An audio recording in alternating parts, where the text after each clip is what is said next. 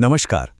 निवेश की दुनिया में अक्सर एक सवाल मन में आता है, क्या कामयाबी का कोई बना बनाया रास्ता है?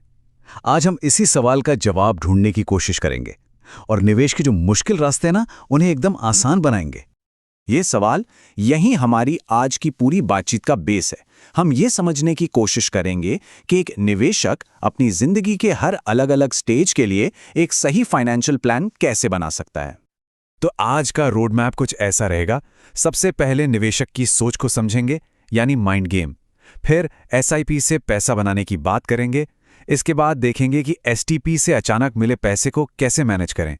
फिर रिटायरमेंट में इनकम कैसे बनाएं और आखिर में रिटायरमेंट से जुड़े एक बहुत बड़े रिस्क को समझेंगे। ठीक है, तो शुरू करते हैं। देखिए, इससे पहले कि हम एसआईपी या एसटीपी जैसे टूल्स के बारे में जानें, ये समझना बहुत ज़रूरी है कि भाई इनकी ज़रूरत ही क्यों है। और मज़े की बात यह है कि इसका जवाब कहीं बाहर नहीं, हमारी अपनी सोच में ही छिपा है। देखिए, ट्रेडिशनल फाइनेंस ये मानकर चलता है कि निवेशक बड़े समझदार होते हैं, लॉजिकल फैसले लेते हैं। पर असलियत तो कुछ और ही है ना? हमारे जो भी फैसले होते हैं वो अक्सर इमोशंस से, हमारी भावनाओं से जुड़े होते हैं। और बिहेवियरल फाइनेंस का मेन आइडिया भी यही है। मार्केट भले ही लॉजिक से चले, पर मार्केट में बैठे लोग वो अक्सर भावनाओं में बह जाते हैं। अब जरा इन पर गौर कीजिए।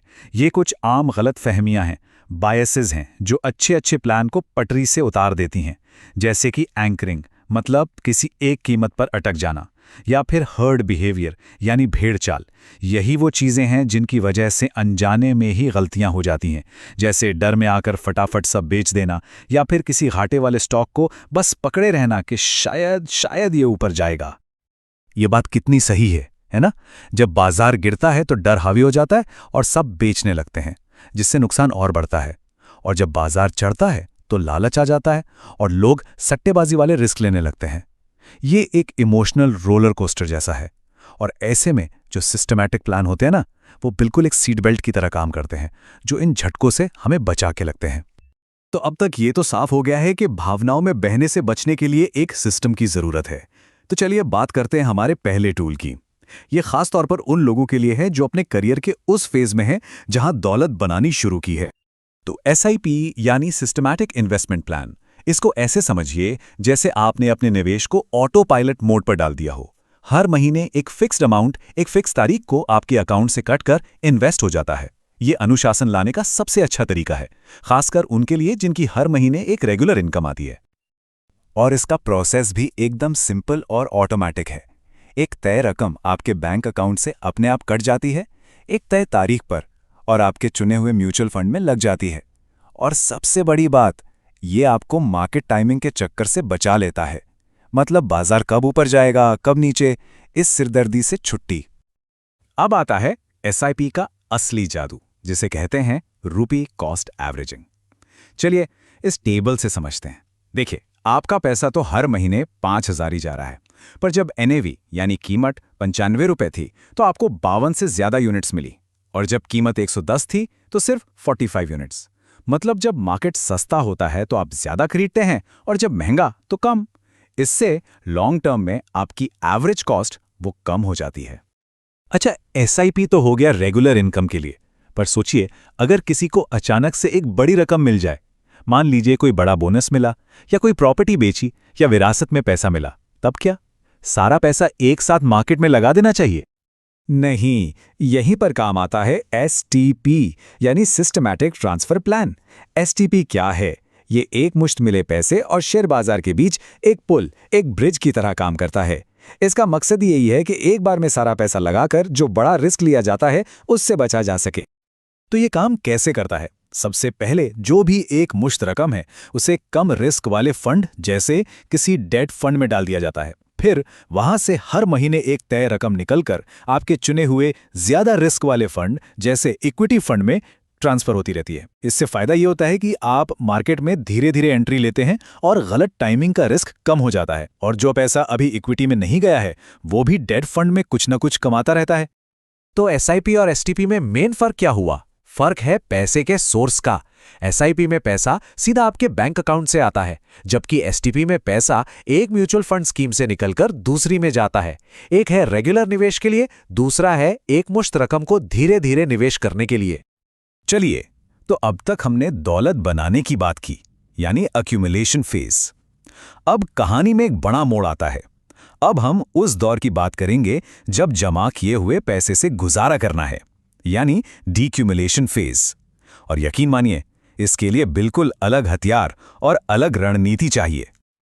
और यहां हमारा टूल है SWP, यानी सिस्टमैटिक विड्रॉल प्लान। ये SIP का ठीक उल्टा है। जैसे SIP में हर महीने पैसा जमा होता है, SWP में हर महीने पैसा निकाला जाता है। ये एक तरह से आपके ही निवेश से आपके लिए एक रेगुलर सैलरी बनाने का तरीका है। आपकी जमा पूंजी को एक रेगुलर इनकम में बदल देता है। लेकिन यहां एक बहुत बड़ा सवाल खड़ा होता है, खासकर जब बाजार में गिरावट हो, तब पैसे कैसे निकालें कि वो लंबे समय तक चलें। ये हर रिटायर होने वाले इंसान के मन में आता है। और इसका जवाब एक बहुत ही मजेदार और असरदार स्ट्रैटेजी में छिपा है। इसे कहते हैं बकेटिंग स्ट्रैटेजी। तो ये 3 बकेट स्ट्रैटेजी है क्या? बहुत सिंपल है। अपने पूरे पैसे को 3 बाल्टियों में यानी बकेट्स में बांट दीजिए। पहली बकेट आज के लिए, इसमें अगले 1-2 साल के खर्चों का पैसा होगा जो कैश या शॉर्ट टर्म बॉन्ड्स जैसी सेफ जगहों पर रहेगा।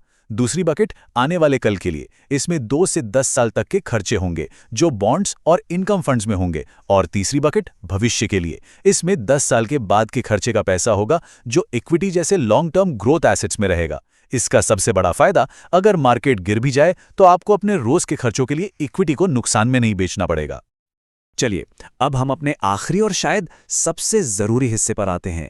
एक ऐसा छिपा हुआ खतरा जो बड़े बड़े अच्छे खासे रिटायरमेंट प्लान को भी तबाह कर सकता है। इस खतरे का नाम है सीक्वेंस ऑफ रिटर्न्स रिस्क। इसका मतलब क्या है? मतलब ये कि रिटायरमेंट के बाद सिर्फ ये जरूरी नहीं है कि आपको एवरेज रिटर्न कितना मिला, उससे कहीं ज्यादा जरूरी ये है कि वो रिटर्न किस सीक्वेंस में, किस क्रम में मिला। मतलब अच्छे रिटर्न शुरू में मिले या बुरे। इस टेबल को देखिए, ये कहानी बिल्कुल साफ कर देगा। यहां 2 निवेशक हैं, ए और बी। दोनों ने $10 लाख से शुरुआत की और दोनों का एवरेज रिटर्न भी बिल्कुल एक जैसा था। पर फर्क देखिए, इन्वेस्टर ए को शुरू में अच्छे रिटर्न्स मिले। 2015 में भी उनके पास $4 लाख से ज्यादा बचे थे। वहीं इन्वेस्टर बी, उनकी शुरुआत खराब रही। रिटायर होते ही मार्केट क्रैश हो गया। नतीजा, उनका सारा पैसा खत्म हो गया, ज़ीरो। सिर्फ इसलिए क्योंकि उन्हें बुरे रिटर्न्स शुरुआत में मिले। तो इससे हम क्या सीखते हैं? यही कि रिटायरमेंट के शुरुआती सालों में अपने पोर्टफोलियो को बड़े नुकसान से बचाना सबसे ज़रूरी है। और इससे बचने के तरीके क्या हैं? वही बकेटिंग स्ट्रैटेजी, जिससे आपके पास कैश रिजर्व हो, या फिर आय के दूसरे सोर्स बनाए रखना ताकि बाजार गिरने पर पैसा निकालना ही ना पड़े। ये सब एक सेफ्टी नेट की तरह काम करते हैं। तो पूरी कहानी साफ है। पैसा बनाने के लिए SIP, एक मुश्त रकम को मैनेज करने के लिए STP और रिटायरमेंट में जीने के लिए बकेटिंग स्ट्रैटेजी के साथ SWP। जब जिंदगी के सही पड़ाव पर सही टूल का इस्तेमाल होता है तो एक ऐसा मजबूत प्लान बनता है जो दौलत बनाने से लेकर उसे संभालने और फिर उस पर जीने तक पूरी यात्रा में साथ देता है।